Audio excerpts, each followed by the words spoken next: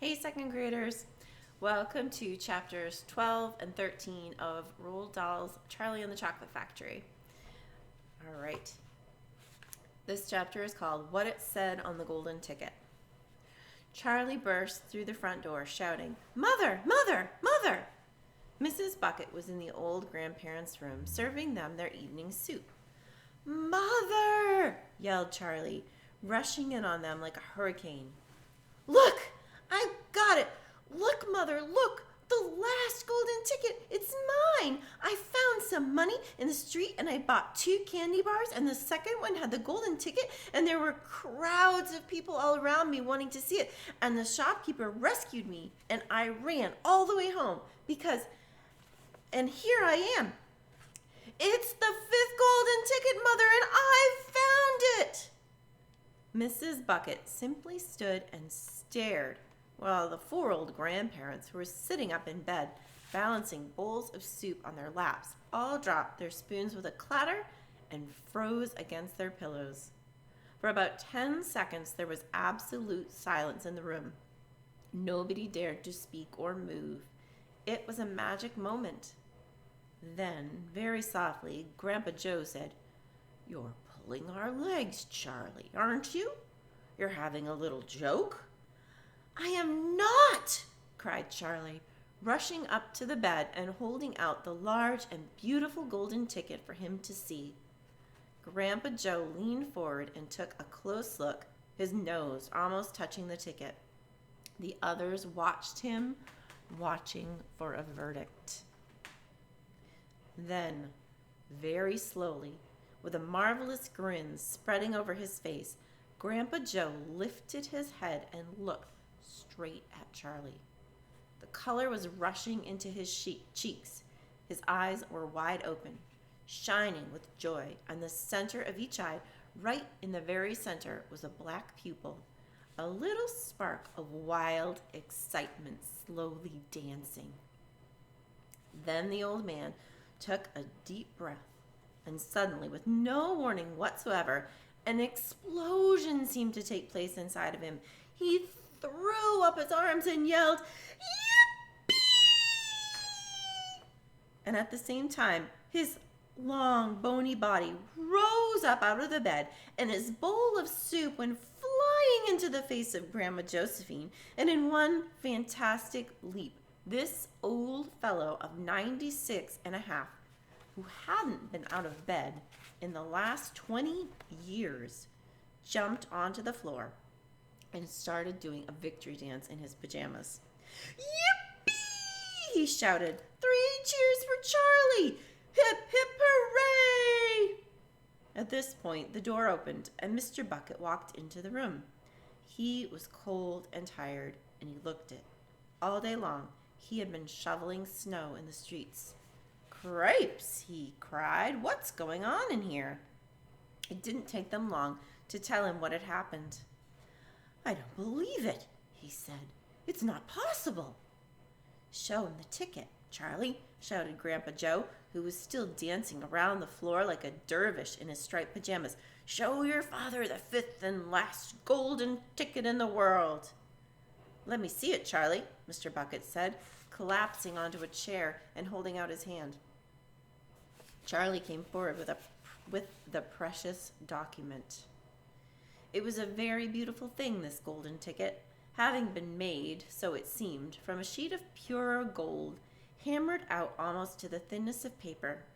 On one side of it, printed by some very clever method in jet black letters, was the invitation itself from Mr. Wonka. "Read it aloud," said Grandpa Joe, climbing back into bed again at last. "Let's all hear exactly what it says." Mr. Bucket held the lovely golden ticket up close to his eyes.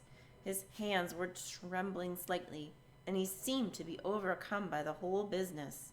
He took several deep breaths. Then he cleared his throat and said, "All right, I'll read it. Here we go. Greetings to you, the lucky finder of this golden ticket, from Mr. Willy Wonka. I shake you warmly by the hand. Tremendous things are in store for you. Many wonderful surprises await you. For now, I do invite you to come to my factory and be my guest for one whole day. You and all others who are lucky enough to find my golden tickets. I, Willy Wonka, will conduct you around the factory myself, showing you everything that there is to see, and afterwards, when it is time to leave, you will be escorted home by a procession of large trucks. These trucks, I can promise you, will be loaded with enough delicious eatables to last you and your entire household for many years. If at any time thereafter you should run out of supplies, you have only to come back to the factory and show this golden ticket, and I shall be happy to refill your cupboard with whatever you want. In this way, you will be able to keep yourself supplied with tasty morsels for the rest of your life. But this is by no means the most exciting thing that will happen on the day of your visit. I am preparing other surprises that are even more marvelous and more fantastic for you and all my beloved golden ticket holders. Mystic and marvelous surprises that will entrance, delight, intrigue, astonish, and perplex you. Beyond the measure of your wildest dreams, you could not imagine that such things could happen to you. Wait and see. And now here are your instructions. The day I have chosen for the visit is the first day in the month of February. On this day, and on no other, you must come to the factory gate at 10 o'clock sharp in the morning. Don't be late. And you are allowed to bring with you either one or two members of your own family to look after you and to ensure that you don't get into mischief. One more thing. Be certain to have the ticket with you. Otherwise, you will not be admitted.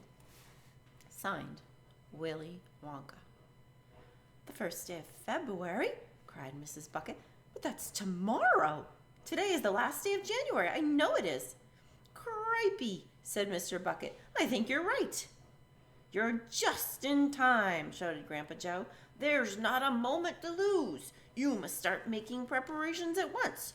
Wash your face, comb your hair, scrub your hands, brush your teeth, blow your nose, cut your nails, polish your toes, iron your shirt, and for heaven's sakes, get all that mud off your pants. You must get ready, my boy. You must get ready for the biggest day of your life. Now, don't overexcite yourself, Grandpa, Mrs. Bucket said, and don't fluster poor Charlie. We must all try to keep very calm. Now, the first thing to decide is this. Who is going to go with Charlie to the factory? I will, shouted Grandpa Joe, leaping out of bed once again. I'll take him. I'll look after him. You leave it to me. Mrs. Bucket smiled at the old man, and then she turned to her husband and said, How about you, dear? Don't you think you ought to go? Well, Mr. Bucket said, pausing to think about it, no, I'm not sure that I should. But you must. There's no must about it, my dear, Mr. Bucket said gently. Mind you, I'd love to go. It would be tremendously exciting. But, on the other hand, I believe that the person who really deserves to go most of all is Grandpa Joe himself. He seems to know more about it than we do, provided, of course, that he feels well enough. Yippee! Shouted Grandpa Joe, seizing Charlie by the hands and dancing around the room. He certainly seems well enough, Mrs. Bucket said, laughing. Yes, perhaps you're right after all. Perhaps Grandpa Joe should be the one to go with him. I certainly can't go myself and leave the other three old people all alone in bed for a whole day. Hallelujah! Cried Grandpa Joe. Praise the Lord! At that point, there came a loud knock on the front door. Mr. Bucket went to open it. In the next moment, swarms of newspaper men and photographers were pouring into the house. They had tracked down the fifth finder of the golden ticket, and now they all wanted to get the full story for the front pages of the morning newspapers. For several hours, there was complete pandemonium. In the little house, it must have been nearly midnight by the time Mr. Bucket was able to get rid of them, so that Charlie could go to bed. Chapter 13, The Big Day Arrives. The sun was shining brightly on the morning of the big day, but the ground was still white with snow and the air was very cold. Outside the gates of Wonka's factory, enormous crowds of people had gathered to watch the 5 lucky ticket holders going in. The excitement was tremendous. It was just before 10 o'clock.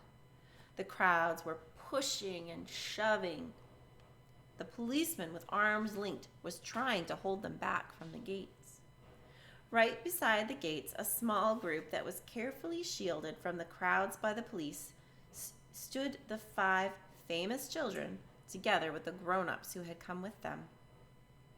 The tall, bony old figure of Grandpa Joe could be seen standing quietly among them, and beside him, tightly holding onto his hand, was Charlie Bucket himself. All the children except Charlie had both their mothers and fathers with them, and it was a good thing they had. Otherwise, the whole party might have gotten out of hand. They were so eager to get going that their parents were having to hold them back by force to prevent them from climbing over the gates. "Be patient," cried the fathers. "Be still. It's not time yet. It's not 10 o'clock. Behind him, Charlie Bucket could hear the shouts of the people in the crowd as they pushed and fought to get a glimpse of the famous children. "There's Violet Beauregard," he heard someone shouting. "That's her all right. I can remember her face from the newspapers." "And you know what?" someone else shouted back. "She's still chewing that dreadful old piece of gum she's had for 3 months. Look at her jaws. They're still working at it." "Who's the big fat boy?" "That's Augustus Gloop." "So it is. Enormous, isn't he?" "Fantastic." "Who's the kid with the picture of the Lone Ranger stenciled on the windbreaker?" "That's Mike TV. He's the television fiend." "He must be crazy. Look at all those crazy pistols he's got hanging all over him."